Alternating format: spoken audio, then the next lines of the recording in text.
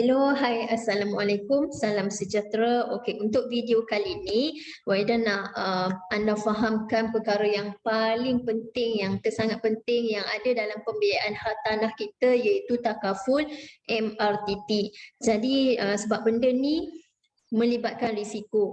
Kalau kita tak ambil faham daripada awal, tak ambil cakna pun tentang MRTT yang ada dalam pembiayaan hak tanah kita, kita akan terdedah kepada banyak risiko. Sebab kita nak beli rumah tu cepat, senang, mudah, cepat. Tapi kita nak bela hartanah kita dalam tempoh jangka masa yang sangat panjang, 35 tahun. Jadi dalam tempoh 35 tahun tu banyak risiko yang mungkin kita akan hadapi. Jadi sebab tu pentingnya kita kena urus risiko daripada awal supaya kita tak terdedah kepada apa-apa risiko lelong contohnya, ataupun risiko hilang risiko harta dibekukan.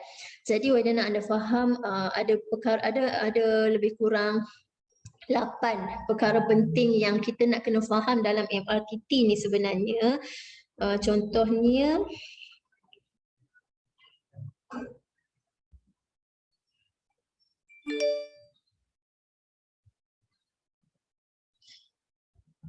okey, Waida nak anda fahamkan tentang MRTT yang ada 8 perkara yang kita nak kena ambil tahu, okey, berkenaan dengan MRTT, iaitu dari segi yang pertamanya adalah dari segi dia punya maksud ataupun definisi MRTT itu sendiri, supaya kita dapat bersedia awal. Okey, maksud ataupun definisi tentang MRTT. Yang kedua, kita kena tahu juga dari segi harga dia. Dan yang ketiga, macam mana cara pembayaran MRTT tu, cara pembayaran MRTT.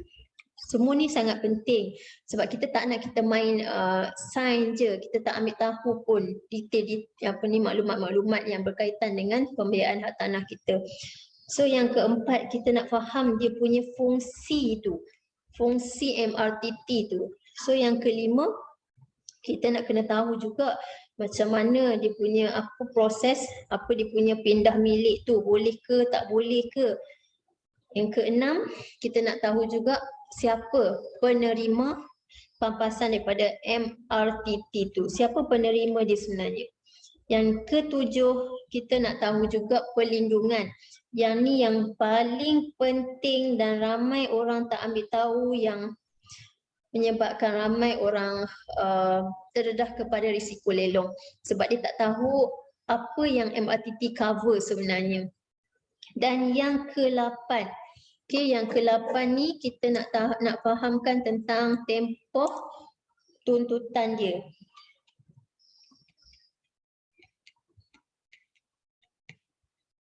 So ini adalah ada 8 perkara penting yang kita nak kena faham dalam MRTT, Mortgage Reducing Term Takaful, yang bila kita buat pembiayaan hak tanah dengan bank ataupun LPPSA yang bekerja dengan government, yang buat pembiayaan dengan LPPSA, selalunya memang kita akan dapat MRTT. Jarang kita nak diberi MLTT. Selalunya kita akan dapat MRTT, dan MRTT ni maksudnya adalah Mortgage Reducing Term Takaful. Okey, maksudnya dia berkurang mengikut baki dan tempoh loan. Jadi kalau contohnya kita punya pembiayaan 35 tahun, kita punya jumlah pembiayaan 500,000 dan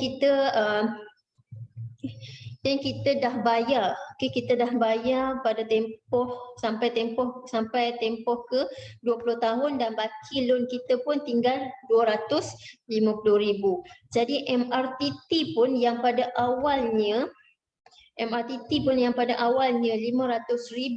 dia punya coverage bagi yang dapat full coverage, sebab MRTT ni tak semua orang dapat full coverage. Okey, bagi anda yang dapat full coverage, untuk definisi ni Waida just nak bagi anda nampak dia punya maksud pengurangan tu, jumlah pengurangan tu. Jadi kalau kita pada awalnya tu dapat jumlah perlindungan pun 500,000 sama dengan harga rumah, tapi bila kita dah bayar, baki loan tu dah berkurang, maka dia punya MRTT pun akan akan turut berkurang mengikut baki dan tempoh loan. Dia pun akan turut berkurang. So bila kita dah habis bayar, dia pun MRTT tu pun akan burn macam tu je lah. Dia tak ada dapat dekat dekat siapa lah, dekat waris ke apa, sebab MRTT ni dia punya fungsi dia hanya melindungi pembiayaan ni sahaja. Dia hanya melindungi jumlah pembiayaan hartanah kita sahaja. Jadi kalau kita nak beli hartanah yang baru pun kita kena beli MRTT yang baru. Dia tak boleh dipindah milik. Okey, untuk yang kedua dari segi harga. Okey, dari segi harga ni MRTT, kenapa kita selalu diberi MRTT dalam pembiayaan hartanah? Sebab harga dia murah berbanding dengan MLTT yang terlalu mahal. Okey, MLTT ni kalau anda yang tak tahu tentang MRTT maksudnya MRTT. Kalau anda yang tak tahu tentang MLTT ni maksudnya dia level lah, dia tidak berkurang. Kalau macam tadi harga rumah 500,000, bila kita dah bayar baki tu berkurang, maka jumlah insurans tu pun akan turut berkurang kan. MRTT dia akan turut berkurang mengikut baki dan tempoh loan. Tapi kalau MLTT dia level, dia tidak berkurang. Jadi kalau kita bayar pada tempoh kalau kita meninggal pada tahun ke-20 pun baki tinggal 250,000, jadi MLTT ni dia akan tutup 250,000 ni dan balance tu pergi dekat waris. Itu perbezaan MLTT, tapi sangat mahal. MLTT sangat mahal sebab tu dia bagi MRTT sahaja. Jadi dia punya harga tu murah dan cara pembayarannya kita masukkan terus dalam loan. Okay, kita financekan terus dalam pembiayaan kita, menyebabkan kita punya pembayaran MRTT ni ada interest rate. Bila kita dah masukkan terus dia punya total insurans ataupun takaful MRTT kita dalam pembiayaan hartanah, menyebabkan kita sebenarnya bayar lebih dari sepatutnya. Kalau kita contoh MRTT kita 15,000 tapi kita bayar lebih daripada tu sebab dia dah ada interest dekat situ. Itu dia punya cara pembayaran MRTT dan juga kekurangan dia dekat situ yang sebenarnya kita ada sebagai pengguna, kita ada pilihan untuk lebih jimat. Okey, kejap lagi saya tunjukkan macam mana kita apa pilihan yang boleh kita ambil supaya kita dapat jimatkan pembayaran interest MRTT tu tadi dan kita dapat lindungi hartanah kita, dapat kukuhkan kuasa pemegangan harta kita daripada risiko-risiko yang ada dalam kelompongan yang ada dalam MRTT ni tadi. Okey, untuk yang ketiga ni adalah fungsi MRTT. Fungsi dia macam saya maklumkan tadi, dia hanya melindungi pembiayaan hartanah tu sahaja. Jadi kalau kita nak beli, kalau contoh kita beli sekarang ni pembiayaan dengan bank A, so MRTT yang kita beli dia hanya melindungi pembiayaan dengan bank A sahaja. Jadi kalau kita nak jual, walaupun loan tak settle, kita kena settlekan juga dengan MRTT ni pun kita kena settlekan juga sebab kita dah masukkan dalam loan. So kita nak beli hartanah baru dengan bank B, kita kena beli MRTT yang baru. Dekat situ pun rugilah kan, rugi. Jadi kita nak elakkan, nak buat pilihan yang terbaik supaya kita dapat jimat, supaya kita tak ada membazir. Kita boleh dalam masa yang sama kita boleh lindungi hartanah kita daripada sebarang risiko dan kita dapat jimat untuk supaya kita tak adalah ambil MRTT ni bayar lebih, dan kalau kita nak pindah nak beli hartanah yang baru, kita nak kena beli MRTT yang baru.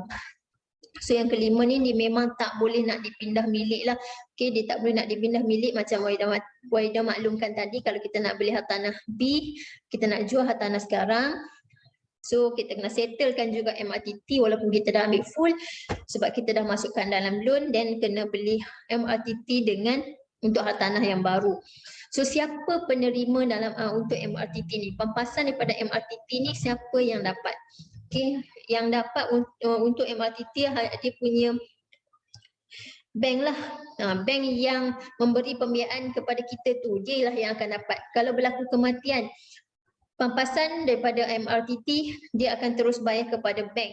Kalau hilang upaya kekal, pampasan daripada MRTT dia akan terus bagi kepada bank. Dia tak akan bagi kepada waris. Jadi Waida nak anda fokuskan tentang yang nombor 7 ni, benda yang paling penting yang ramai orang tak cakna pun, tentang perlindungan yang ada dalam MRTT yang menyebabkan risiko dan bahayalah kepada kita.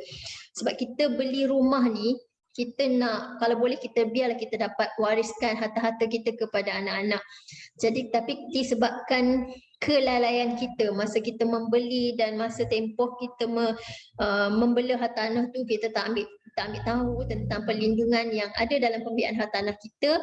Jadi kita merisikokan hartanah kita.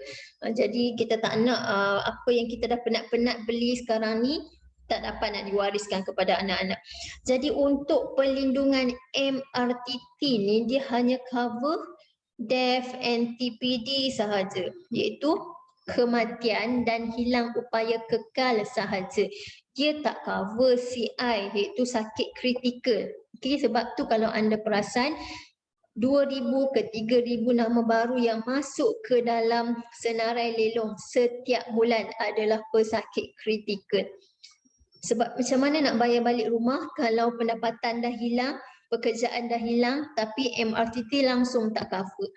Kan anda boleh tengok dekat dah ada akhbar media-media kan, bila suami sakit kritikal, isteri bimbang, rumah nak kena lelong. Itulah isu dia, sebab MRTT langsung tak cover sakit kritikal. Jadi kita kena fahami daripada awal supaya kita dapat lindungi risiko utama ni. Risiko kena lelong sebab sakit kritikal, sebab MRTT tak cover dalam sakit kritikal. Jadi kita ada solusi yang kita boleh buat lah. Okey, untuk tempoh tuntutan pula, MRTT ni dia punya tempoh tuntutan dia lebih 6 bulan. Walaupun dia lindungi kematian, walaupun dia lindungi hilang upaya kekal. Jangan ingat bila kita meninggal rumah akan selesai. Bila berlakunya hilang upaya kekal, rumah akan selesai. Itu yang kesilapan besar yang ramai orang ingat benda tu. Tapi bila kita meninggal, walaupun dapat perlindungan penuh, dapat coverage penuh, kalau kita meninggal, waris kena teruskan bayaran balik pinjaman sampai dia punya MRTT tu selesai. Tempohnya 6 bulan ke 9 bulan. Paling-paling kurang pun 6 bulan. Jadi dalam tempoh 6 bulan tu, waris kena teruskan bayaran balik pinjaman sementara nak tunggu MRTT selesai. Kalau tak, rumah tu akan terdedah kepada risiko yang kedua. Kalau tadi risiko pertamanya, risiko ada dua dalam MRTT ni. So yang pertamanya risiko lelong sekiranya sakit kritikal, CI, critical illness, sebab MRTT tak cover. Risiko yang kedua iaitu risiko harta dibekukan. Sebab apa? Sebab bila meninggal, bila berlakunya kematian, waris tak teruskan bayaran balik pinjaman tu sementara nak tunggu MRTT selesai, dan bila MRTT selesai pun dia akan ada outstanding, dia akan ada balance yang waris nak kena settle, baru boleh tukar nama. Jadi kita tak boleh nak tukar nama kalau rumah tu masih ada loan, masih ada hutang dengan bank. So kos pertukaran nama pun melibatkan modal. Okay, melibatkan modal. Nak urus harta pusaka paling maksimum kena ada 5% dari nilai semasa. Jadi kalau rumah yang anda dah beli tu ketika tu dah bernilai 1 juta ringgit, cuba bayangkan berapa 5% yang waris kita nak kena ada. Jadi kalau waris tak ada modal untuk uruskan harta pusaka kita, rumah kita nak kena tukar nama, nak kena settlekan outstanding yang tak settle. Jadi itulah yang menyebabkan risiko yang kedua ni, harta dibekukan. Jadi sangat sayanglah kita dah penat-penat beli rumah, nilai pun dah meningkat tapi harta dibekukan. Inilah salah satu sebabnya, salah satu antara 5 sebab kenapa harta umat Islam dibekukan. Dah 70 bilion harta umat Islam dibekukan sebab waris tak cukup modal. Tak ada modal untuk menguruskan harta pusaka tersebut. Jadi Wahida harap sangat kepada ramai klien-klien Wahida yang pernah beli rumah, yang akan beli rumah, dan kepada anda-anda yang lain yang dah ada hartanah, yang tak pernah ambil tahu tentang MRTT, boleh ambil cakna lah selepas ni, dan kalau boleh sebarkan video ni supaya ramai orang ambil kata apa, ambil faham daripada awal sebelum berlakunya apa-apa risiko. Okey, sebelum tu anda jangan lupa tekan subscribe, tekan like, share video ni supaya orang lain pun dapat manfaat untuk perkongsian kali ni. So apa yang kita boleh buat? Apa yang Wahida boleh cadangkan kepada anda untuk kita nak melindungi dua risiko ni. Kita nak urus dua risiko penting ni dalam nak menjaga harta kita. Okay, nak kukuhkan kuasa pemegangan harta kita supaya bila berlakunya sakit kritikal, rumah kita tak kena lelong. Bila kita meninggal, waris dapat teruskan bayaran balik bulanan, ada modal untuk uruskan harta pusaka kita supaya tak ada risiko dibekukan. Okey, bagi anda yang Wahida ada sekadar cadangan yang terbaik. Wahida rasa inilah cadangan yang terbaik kepada bakal pembeli hartanah. Bagi anda yang membuat pembiayaan dengan bank, okey, sebab LPPSA kita tak ada pilihan. MRTT memang kita kena ambil MRTT, dan kita boleh tambah dekat luar. Okey, kita boleh tambah hibah takaful dekat luar sebab hibah takaful ni satu alternatif yang paling terbaik yang kita boleh gunakan dalam mengurus harta pusaka kita, dalam mengukuhkan pegangan harta kita. Sebab apa MRTT? Sebab hibah takaful dia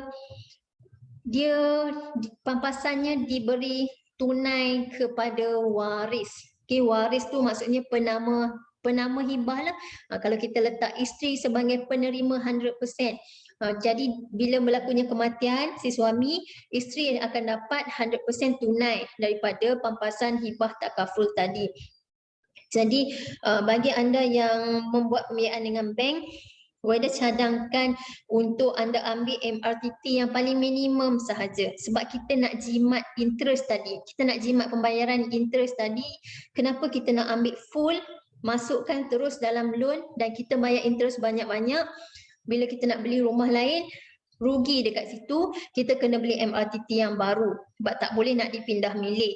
Kalau kita ambil MRTT yang paling minimum, sebab apa kena ambil yang paling minimum? Sebab bank memang syaratkan kalau kita ambil MRTT, interest untuk pembiayaan tu akan lebih rendah berbanding kalau kita langsung tak ambil MRTT, interest kita akan jauh lebih tinggi, so rugi. Kita nak, kalau boleh nak jimat, nak lindung hartanah kita sebab kita nak kata apa, tempoh pembiayaan tu sangat lama. Jadi kita ikut sahaja syarat yang ditetapkan oleh bank, ambil MRTT untuk dapatkan interest yang kurang, yang lebih rendah, tapi kita ambil yang minimum sahaja. Dia punya lain-lain bank, dia punya jumlah minimum tahunan tu tak sama. Ada yang 5 tahun, ada yang 10 tahun. So kalau anda boleh dapat 5 tahun, ambil je 5 tahun minimum untuk kita nak dapat interest yang paling murah. Lepas tu tambahan tu kita ambil je hibah takaful dekat luar untuk cover risiko-risiko atau dua risiko utama ni tadilah. Sebab hibah takaful dia macam MLTT. Hibah takaful ni dia lebih kurang merangkumi dia merangkumi MLTT lah, dia level, tidak berkurang. Jadi kalau kita ambil MLTT dengan bank terlalu mahal. Jadi ambil sahajalah hibah takaful dekat luar sebab sekarang ni pun kita ada daripada Great Eastern plan terbaru yang tahun lepas dapat award penyelesaian takaful terbaik ketika COVID-19 sebab jumlah dia punya bayaran bulanan tu sangat rendah tapi kita dapat perlindungan yang sangat tinggi dan dia hibah takaful daripada I-grade generasi tu nama dia ada peningkatan. Kalau MLTT tadi dia level, kalau MRTT tadi dia berkurangan, tapi hibah takaful daripada Great Eastern yang dapat award tu dia meningkat. Dengan bulanan yang sama sahaja setiap bulan sampai umur 60 tahun, tapi jumlah hibah kita meningkat. 5 tahun, setiap 5 tahun 10%, 10%, 10%. Sampai 10 kali kenaikan. Memang terbaik produk tu. Waida sangat suggestkan, sarankan kepada semua klien-klien Waida yang beli rumah untuk dapatkan plan tu. Jadi kita ambil sahaja kalau MRTT yang paling minimum dengan bank dan kita top up dengan hibah takaful sebab hibah takaful, dalam hibah takaful kita boleh dapat, untuk hibah takaful kita akan dapat sama juga macam tadi, macam MRTT kita akan dapat DEF dan TPD, dan juga kita boleh tambah dengan CI, tabung sakit kritikal. Okey, untuk bila klien meninggal ataupun klien ataupun peminjam hilang upaya kekal, walau sementara nak tunggu MRTT selesai dalam tempoh 6 ke 9 bulan tu, hibah takaful dia punya tempoh tuntutan hibah takaful dalam tempoh 30 hari saja. 14 hari ke 30 hari saja dia punya tempoh tuntutan untuk hibah takaful, dalam 30 hari bekerja sahaja. Jadi kalau sempatlah waris untuk dapatkan tunai pampasan daripada hibah takaful, kalau berlakunya kematian, waris akan dapat. Kalau peminjam tu hilang upaya kekal, peminjamlah akan dapat, dia akan tengok mana sampai dulu. Jadi yang kita akan dapat tak selama MRTT, dalam tempoh 14 ke 30 hari sahaja kita dah dapat pampasan tunai ratusan ribu mengikut berapa jumlah yang kita ambil. Minimum untuk plan tu 250,000 yang kita boleh ambil. Tapi kalau kita ambil lebih, lagi baguslah, make sure kita ambil lebih yang boleh cover semua hutang kita. Kalau beli rumah 500,000, sekurang-kurangnya ambillah 500,000 dan ke atas, baru boleh cover hutang. Bukan sebab kita bukan je ada hutang rumah, mungkin kita ada hutang-hutang yang lain. Jadi hibah takaful dia boleh bantu tutup semua hutang-hutang yang kita ada. Berbanding dengan MRTT tadi, dia hanya cover pembiayaan hak tanah kita saja. Walaupun kita ambil penuh sekalipun, dia tak boleh nak cover hutang-hutang yang lain. Jadi sebab itulah kita ambil je minimum untuk kurangkan interest tu dan ambil tambahan hibah takaful daripada Great Eastern ni supaya kita dapat waris dapat tunai dalam masa yang singkat, dapat ada modal untuk meneruskan bayaran balik bulanan rumah, ada modal untuk uruskan pertukaran nama dan sebagainya, so kita dapat elakkan daripada risiko harta dibekukan. Okey, dan kita boleh tambah dalam hibah takaful tabung sakit kritikal untuk plan yang I-grade generasi tu minimum 100,000. Jadi dengan pampasan 100,000 yang kita akan dapat untuk 45 jenis sakit kritikal tahap 3 dan 4, dia bolehlah jadi income replacement kepada kita. Boleh jadi penggantian pendapatan untuk kita meneruskan bayaran balik rumah walaupun masa tu dah hilang pekerjaan disebabkan sakit kritikal, tapi disebabkan kita ada hibah takaful tabung sakit kritikal 100,000 sekurang-kurangnya, kita adalah duit untuk meneruskan bayaran balik pinjaman dan kita akan dapat lindung lagi hartanah kita daripada risiko pertama tadi, iaitu risiko lelong. So itu sangat penting. Jadi untuk anda yang berdasar itu sahaja untuk video kali ini. Bagi anda yang mungkin nak penjelasan lebih lanjut tentang plan I-grade generasi daripada Great Eastern tu, ataupun nak Waida kirakan anda punya quotation ataupun nak ada apa-apa persoalan, boleh saja komen dekat ruang komen dekat bawah untuk Waida jawab dalam sesi akan datang. Jadi boleh bantu sharekan video ni. Jangan lupa anda boleh klik juga link yang ada dalam description tu untuk lupus hutang hibah takaful, untuk anda baca dan fahami konsep hibah takaful ni, macam mana dia bergerak dalam melindungi dalam mengurus risiko keuangan kita. Ramai orang takut, ramai orang tak faham tentang hibah takaful dan tidak mengambil peluang daripada hibah takaful ni, menyebabkan sangat sayanglah kita ada.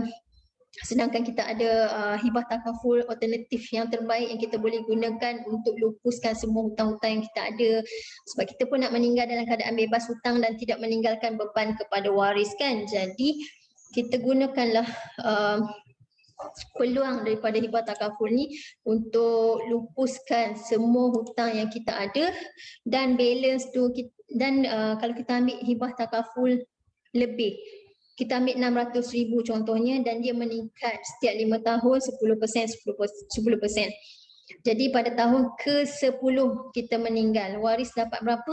Waris dapat 600,000 pada tahun pertama. Pada tahun kedua waris dapat 660,000 pada tahun ke-5, sebab dia ada satu kali kenaikan pada tahun ke-5, dan tahun ke-10 dia ada satu lagi kenaikan, 2 kali kenaikan, dekat situ dah lebih ada berapa, 720,000 kan waris akan dapat, walaupun sebenarnya kita ambil awal tu 600,000. Jadi kalau ada hutang, jadi waris boleh gunakan untuk lupuskan hutang-hutang rumah kita, uruskan kos-kos pertukaran nama, settlekan hutang-hutang kita yang lain. Ada balance, waris boleh gunakan untuk kelangsungan hidup dengan anak-anak. So itu sangat penting, sebab tu kenapa pentingnya hibah takaful dalam kehidupan kita lah, sebab hibah takaful ni bukan pilihan, ia satu keperluan. So itu saja. Assalamualaikum dan salam sejahtera.